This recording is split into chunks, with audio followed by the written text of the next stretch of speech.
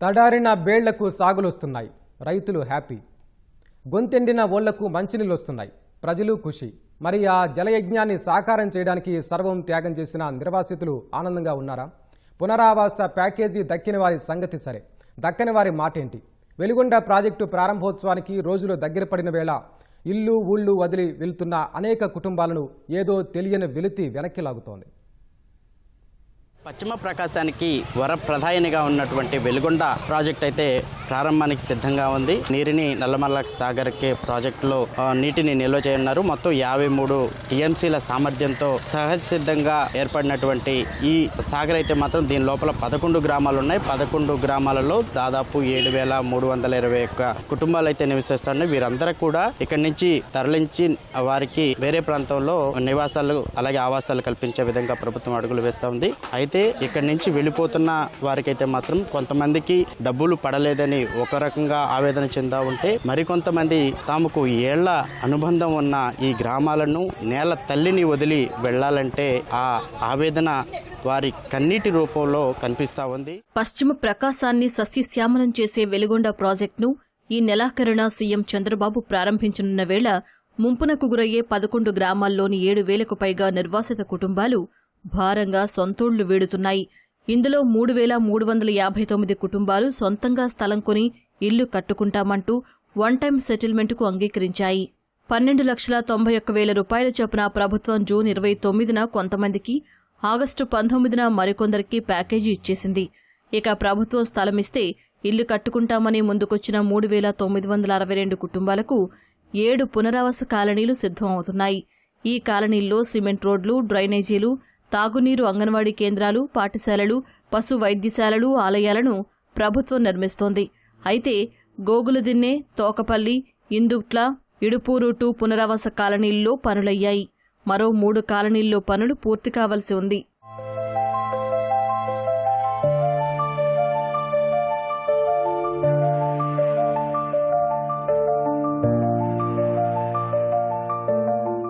వెలుగొండ నిర్వాసితుల్లో 3,962 కుటుంబాలకు ఇళ్ల పట్టాలివ్వాలి. వీరి పరిస్థితి ఇప్పుడు దిక్కుతోచడం లేదు. అద్దె ఇల్లు దొరకడం లేదు. పశువులుంటే మరీ కష్టంగా ఉందని వాటిని కొందరు అమ్మేసుకుంటున్నారు. పునరావాస కాలనీల్లో తమకిచ్చే స్థలమైనా చూపిస్తే ఇళ్ల నిర్మాణం పూర్తయ్యే వరకు అక్కడే టెంట్లు వేసుకుని గొడ్డు గోదాతో ఉంటామని చెబుతున్నారు. డిమాండును ఆసరాగా చేసుకుని ఇళ్ల అద్దెలు పెంచేశారని, ప్రభుత్వం ఇచ్చిన ప్యాకేజీ సరిపోదని నిర్వాసితులు వాపోతున్నారు. వివాహంగానే పిల్లలు ఇంత పిల్లల్ని పెట్టుకొని మేము ఏ పరపంచలం బట్టి ఎక్కడ ఉండాలి, ఏ చెట్టు కింద ఉండాలి. ఇప్పుడు ఆ డబ్బులు గ్యాస్ మట్టాలి కదా, మీరు ఇచ్చే డబ్బు అప్పుడు ఎప్పుడో ఇస్తామన్నారు. నేను ఇంత ఉన్నప్పుడు అట్ట నుండి ఇప్పటి వరకు ఇవాళ సిమెంట్ ఎంత ఉంది, ఇటుకలు ఎంత ఉన్నాయి, మేము ఎలా కట్టుకోవాలి, ఏడ ఉండాలి, మీరందరూ న్యాయం చేసి మేము కట్టుకునే దాకా 2 నెలలు 3 నెలలు మాకు సమయం ఇస్తే మేము ఉండేము. అద్దెకపోతే ఇల్లు లేవు, ఇయ్యటంలే 10,000 ఇస్తారా 20,000 ఇస్తా మీకు డబ్బులు వచ్చినాయని వాళ్ళు అంటారు. నాకు 3 కొడుకులకు 18 సంవత్సరాలు నిండినాయి సార్. వాళ్ళకే న్యాయం జరగలేదు. ఏ రీతిగా మేము పెంచుకోవాలి సార్? వాళ్ళు ఇచ్చే 12 లక్షలు మాకేమిటి కొత్తాయి సార్? మేము ఏ రీతిగా గర్భిణి మనుషులు 2-3 పిల్లలు సన్న పిల్లలు, వాళ్ళని ఏ రీతిగా మేము తీసుకోవాలి? ఇవాళ రేపు డెలివరీకి ఉంది నా కూతురుని ఎక్కడ మేము పోయి దాచుకొని కాన్పు చేసుకోవాలి సార్? మాకెందుకు ఈ పరిస్థితి? మేము కట్టించుకున్న ఇళ్లలో ఉండలేకపోతున్నాం సార్. మమ్మల్ని ఎందుకు ఈ రీతిగా మమ్మల్ని హింసించారు సార్? మేము ఎక్కడ దాచుకోలేదు సార్. ఎక్కడికి పోవాలన్నా 10,000 ఇస్తారా 5,000 ఇస్తారా, మీకు లేదు ఇండ్లు అంటారు. మాకు ఇచ్చిన మాకు సరిపోవటంలో పిల్లలు 3 మగ పిల్లలు, వాళ్ళని ఏం చేసుకోవాలి? మేము మాకు న్యాయం చేయమని అడుగుతున్నాం సార్.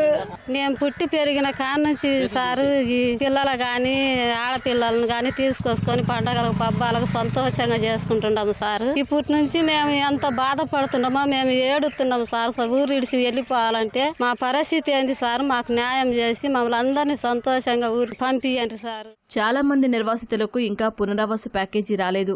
2008లో గెజెట్ నోటిఫై చేసిన తర్వాత అభ్యంతరాలు సరిగా పరిగణలోకి తీసుకోలేదనే మాట వినిపిస్తోంది. అర్హులందరికీ ప్యాకేజీ ఇవ్వకుండా గ్రామాల్ని ఖాళీ చేసి ఎక్కడికి వెళ్లారని కొంతమంది ఆక్రోశిస్తున్నారు.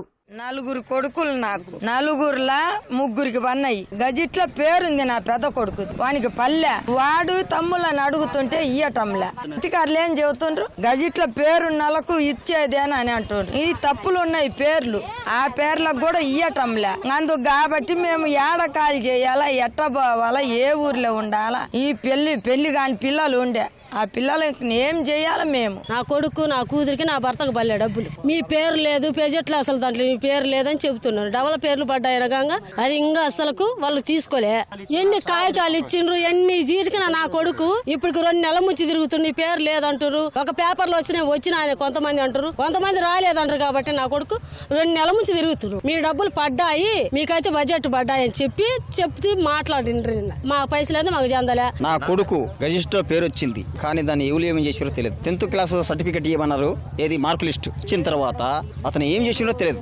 ఆల్రెడీ వెళ్ళిపోయాడు, అట్లా వెళ్ళిపోయాడు, పక్కకి వెళ్ళిపోయాడు. నా కొడుకు పేరు లేకుండా చేసిండు గజిస్ట్ లో. ఇప్పుడు పాదగా నాకు 3 ఎకరాలు ఉంది పొలం. ఇక్కడ కనీసం అక్కడికి పోతే నాకు పొలము లేదు, ఇల్లు లేదు, ఏమీ లేదు. భూమికి ఇచ్చిరు కాదల్లే, ప్యాకేజ్ వచ్చింది.